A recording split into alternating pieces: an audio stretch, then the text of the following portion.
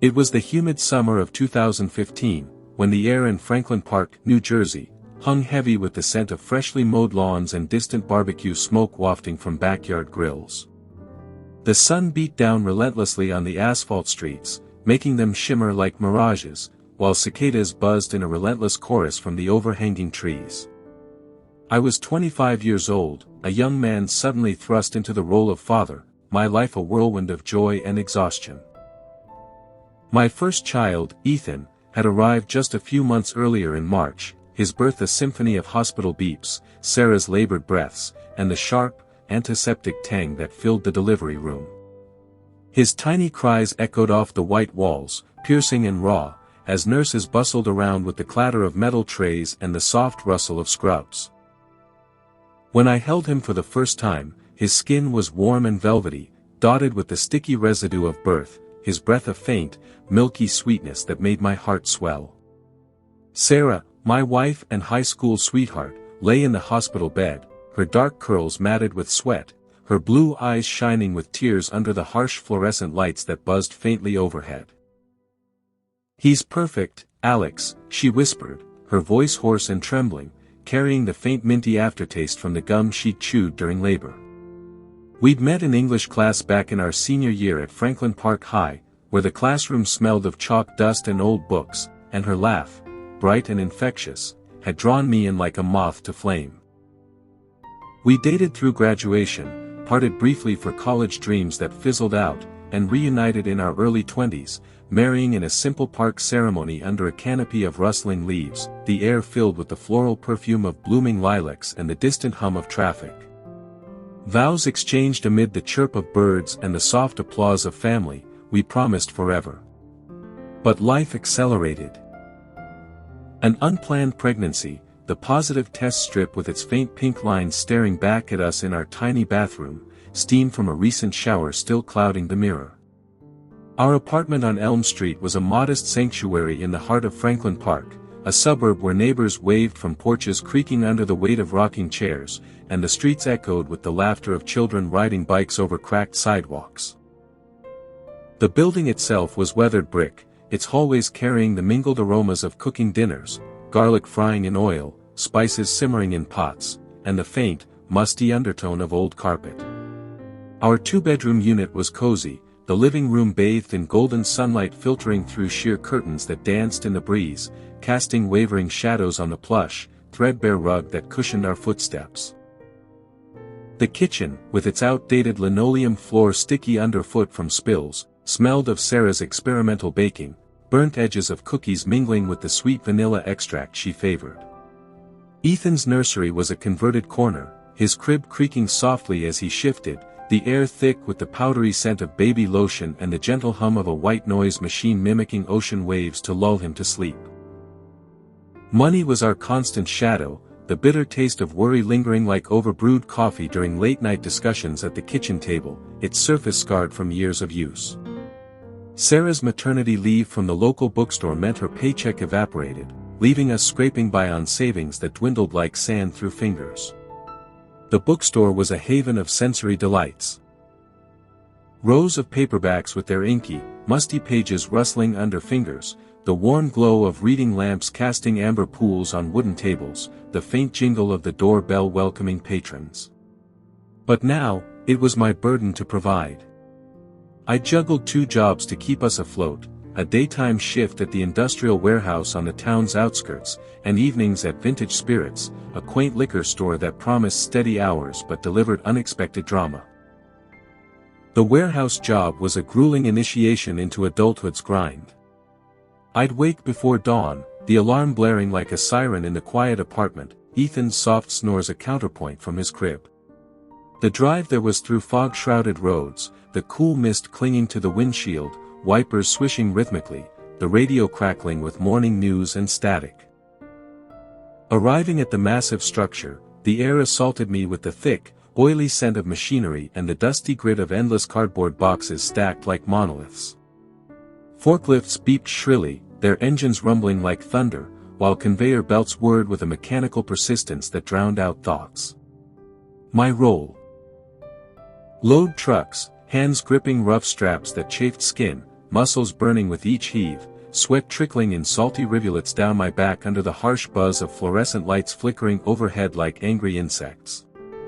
Co-workers like Joe, a grizzled veteran with calloused palms and a gravelly voice scented with cigarette smoke, shared war stories from Union days, his laughs booming over the clang of metal pallets.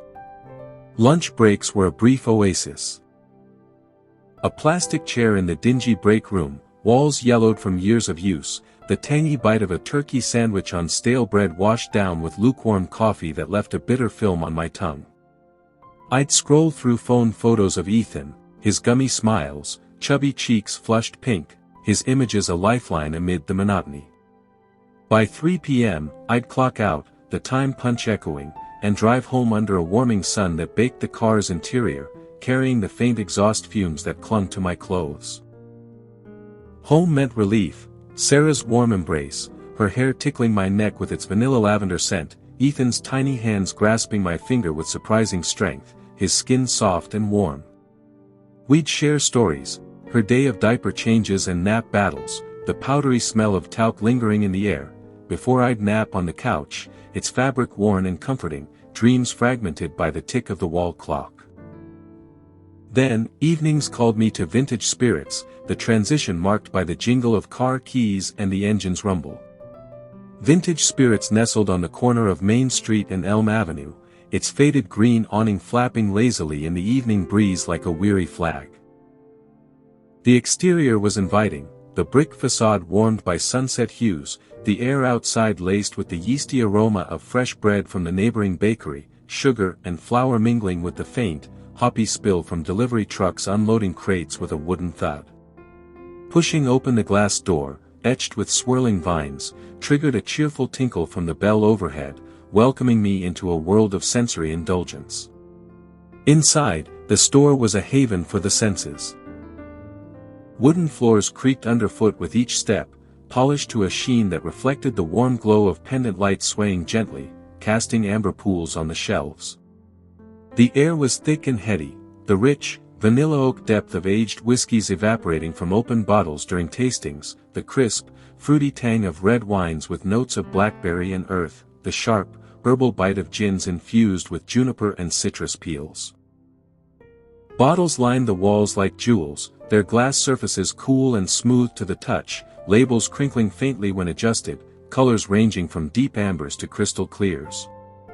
In the back, the dairy cooler hummed steadily, its doors sucking open with a whoosh of frosty air that raised goosebumps on arms, the inside scented with creamy milk and sharp cheddar, cartons slick with condensation that dripped coldly onto fingers. Harry Jenkins, the owner, was the embodiment of the store's welcoming spirit. 58, with a bushy salt and pepper beard that scratched audibly when he thoughtful rubbed his chin, and eyes twinkling under wire-rimmed glasses fogged from the cooler's chill. His flannel shirts carried the faint, sweet cherry tobacco from his pipe, a aroma that wafted as he moved, his laugh rumbling deep and resonant, vibrating the air like a bass guitar string. "Life's too short for bad booze or bad attitudes, Alex," he'd say, clapping me on the back with a hand calloused from decades of stalking, during slow nights when the store was quiet save for the distant rumble of cars outside. Harry's stories were a highlight, leaning on the counter, its surface sticky from occasional spills wiped with a rag scented with lemon cleaner, he'd recount Vietnam. The muddy squelch of boots in rain-soaked patties, the acrid gunpowder smoke stinging nostrils, the tangy spice of pho from street vendors. Post-war, his travels, the salty sea spray crashing against European cliffs, the floral perfumes of lavender fields in Provence, the earthy truffle scents in Italian markets. He'd pair tales with wine tips, popping corks with a satisfying pop, the fizz of champagne tickling the nose. The staff formed a quirky ensemble, each adding their flavor. Mike, the daytime stalker, was a towering figure, his heavy boots thumping on the floor, his presence announced by the woody aftershave mingling with sweat from lifting kegs that sloshed with liquid echoes. His laugh boomed like thunder, hands rough as sandpaper from Navy days, sharing fatherhood advice over the clink of bottles, "Sleep when the baby sleeps, kid, trust me on that." Lisa, the weekend cashier, brought vibrancy, her citrusy perfume light and refreshing, fingers tapping rhythms on the counter as she recommended craft beers. "This IPA has a hoppy bite with grapefruit notes, feel the fizz on your tongue," she'd say, her voice bubbly, hair swishing as she gestured to cans with colorful labels crinkling under touch. Emily, Gloria's teenage daughter, was a breath of fresh air amid the tension. 16, with braces clicking softly when she smiled, her ponytail swishing like a pendulum, hands often inked from sketching on receipt paper that rustled as she unfolded drawings. The air around her carried the faint strawberry gum she chewed, and we'd bond over music, my guitar strums from phone recordings blending with her soft singing, notes hanging in the quiet store. But Gloria Hargrove was the bitter aftertaste in this otherwise delightful brew. Mid-40s, her heels clicked sharply on the wood like accusatory taps, her severe bun pulling her skin taut, highlighting frown lines etched deep. Her perfume was cloying floral, invading the nostrils like an unwelcome guest, her voice a whip cracking through conversations with shrill precision. She'd been there a decade, rising from cashier to unofficial manager, her backstory whispered like a ghost story. A bitter divorce, husband fleeing with a secretary, leaving her to raise Emily alone amid the crash of slamming doors and the salty tears of betrayal. Financial struggles hardened her, turning efficiency into territorial aggression, her hands gesturing with nails painted red, sharp as claws. For my first shift, her dislike was palpable, eyes narrowing to slits, breath hissing through teeth as she assigned tasks, the air thickening with tension like storm clouds gathering. Shifts at Vintage Spirits were a rhythmic dance of sensations. The cash register dinged merrily with each sale, the drawers sliding out with a metallic rasp, bills whispering softly as I counted change under the warm light. Bottles clinked musically when stocked, their cool glass fogging in humid air, labels peeling slightly at edges from handling. The soda fountain gurgled, sticky syrup scents of cola and root beer mingling with the sharper alcohol notes. Customers added variety, Mr. Patel's gentle accent, his scotch bottle thumping on the counter, sharing grandkid stories amid the faint curry spice on his clothes, Mrs. Lopez's chatter, lottery tickets scratching under nails, her Chardonnay sloshing in the bag. But Gloria's antagonism built like a pressure cooker. Her voice sliced through the hum, that's not alphabetized properly, as she rearranged shelves, her nails tapping impatiently on wood. The air grew heavy with her presence, a chill draft despite the warmth. She'd schedule me for back-to-back closings, knowing my exhaustion from fatherhood, the bags under my eyes, the yawn I suppressed as Ethan's cries echoed in memory. One evening, rain pattered against the windows in a steady drum, thunder rumbling distant, lightning flashing stark white through the glass. A customer chat with Mr. Patel, his laugh warm, Scotch scent peaty, drew Gloria's ire. "This isn't a social club," she snapped, her breath hot and minty from gum, face inches from mine, the store's air suddenly suffocating. Home was contrast, Sarah's cooking, onions sizzling in hot oil, savory steam filling the kitchen with garlic and herbs. Ethan's coos, his breath warm and sweet as milk, tiny fists waving in air scented with baby shampoo.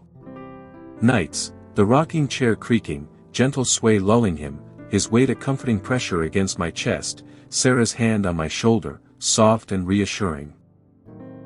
Incidents escalated. During a storm outage, power flickering with a pop, emergency lights buzzing dim, I navigated with flashlight beams cutting darkness, the air heavy with ozone from rain. Gloria accused mishandling, her beam blinding as she pointed, voice echoing in the empty store. Another, forgotten, gloves for the cooler, fingers numbing in icy air, condensation dripping cold. Emily slipped me a pair, her whisper conspiratorial, gum popping softly. The warehouse grind continued. Boxes thumping, sweat stinging eyes, Joe's jokes lightening the load over the roar of machines. The turning point came on a crisp autumn evening, leaves crunching under tires as I drove to work, the air carrying the smoky scent of bonfires. I'd closed the previous night, putting away dairy under the cooler's hum, crates heavy, grunting with effort, the creamy milk aroma faint, carton slick. A small leak escaped notice, dripping silently in the dim light. Next day, arriving at dusk, the sun dipping low and casting long shadows through windows, Gloria waited like a predator. The morning discovery, a puddle of milk seeping sticky across the floor, sour scent curdling the air, mat soggy underfoot. "What the hell is this?" she snarled, thrusting her phone with a photo, voice echoing, customers pausing with bottles clinking in hands. Humiliation burned hot, cheeks flushing, heart pounding like a drum. Emily froze nearby, chips crinkling in her grip. I met Gloria's gaze, eyes like daggers, and forced a smile wide as the horizon. Loudly, over the store's hum, "Hasn't anyone ever told you that you shouldn't cry over spilled milk?" The words hung, then laughter rippled, snorts from aisles, a chuckle from a customer. Gloria's face crimsoned, mouth gaping, the air electric with shock. Emily's eyes sparkled, hand covering a grin. But her whisper was venomous, "You'll regret that," retreating with heels clicking furiously, doors slamming with a thud. That night, home under stars twinkling cold, Ethan dozing in lap, his breath rhythmic, I scrolled jobs on phone, screen glow harsh. Sarah massaged shoulders, fingers kneading knots, her touch warm. "Time to go," she said, voice soft. Revenge brewed, the calendar in back room, paper crinkling, marked Gloria's vacation. October 15th, cruise bragged about, salty sea air and tropical fruits imagined. Job hunt was frantic, resume polishing on laptop, keys clicking late, coffee bitter on tongue. Interviews, barista gig rejected, scent of espresso lingering, mall retail, fluorescent lights buzzing. Then, gourmet grocers, upscale chain, air fresh with produce, apples crisp and herbs pungent. Interview aced, offer in hand, start flexible. October 1st. Notice handed in Harry's office, scented with old paper and tobacco. "Hate to lose you, kid," he sighed, voice gravelly. Gloria eavesdropping, files rustling. "Gloria, vacation postponed, can't run short," he said. Her eyes shot daggers, face paling then flushing, air thick. I grinned ear to ear, holding stare, the moment sweet as victory wine. Final 2 weeks, tense, glares like ice, but triumphant. Shifts ended with handshakes, hugs. Emily's tight, whispering, "You're awesome," her gum sent close. Harry gifted a bottle, cork popping later at home with Sarah, fizz tickling noses. Life flowed onward. Gourmet grocers was welcoming, produce scents fresh, bosses fair, promotions earned. Ethan grew, first steps pattering on floor, words babbling sweet. Sarah returned to bookstore, pages rustling again. Years later, January 2026, Franklin Park dusted with snow crunching under boots, I ran into Emily at a coffee shop, aroma rich with roasted beans and steamed milk. Grad school bound, she laughed, "Mom never forgave the milk line, but you taught standing up." We reminisced, steam rising from cups, the past a warm, complex brew. Revenge, petty yet cathartic, lingered like a fine wine's aftertaste, proof that sometimes, timing is everything. To fully appreciate the depth of that period, I need to delve deeper into the everyday rhythms that shaped my days. Morning started with the soft light filtering through our apartment windows, casting a gentle glow on Ethan's crib. I'd rise to his first stirrings, the tiny whimpers building to full cries, and lift him into my arms, feeling the warmth of his body against my chest, his diaper crinkly and heavy. The scent of baby powder mixed with the fresh coffee I brewed, its bitter aroma filling the kitchen as Sarah stirred in bed, her footsteps padding softly on the floor. Breakfast was simple, eggs scrambling in a pan with a sizzle, toast popping up with a golden crunch, the butter melting smooth and creamy. We'd eat together, Ethan's high chair tray sticky with pureed fruits, his giggles bubbling like a stream as he smeared food on his face. The warehouse loomed after, the drive there a transition from home's comfort to industrial harshness. The parking lot gravel crunched under tires, the building's doors swinging open with a whoosh of conditioned air laced with metal and dust.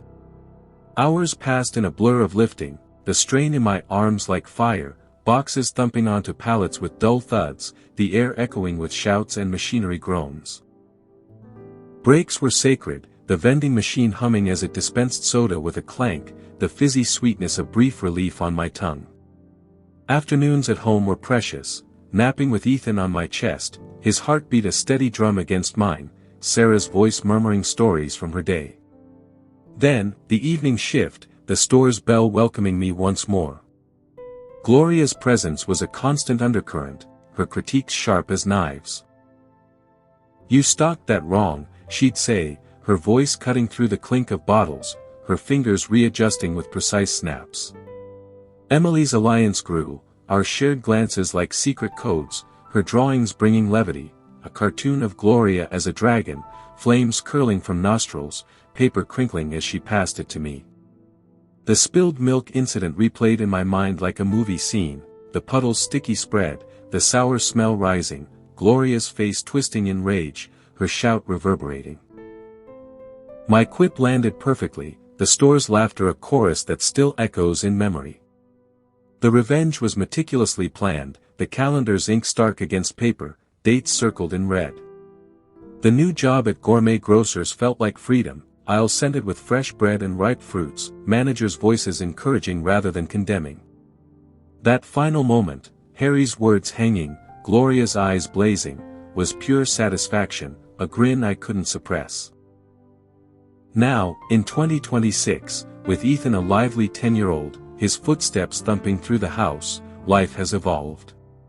But that chapter, with its scents, sounds, and sweet retribution, remains vivid, a testament to resilience and clever timing.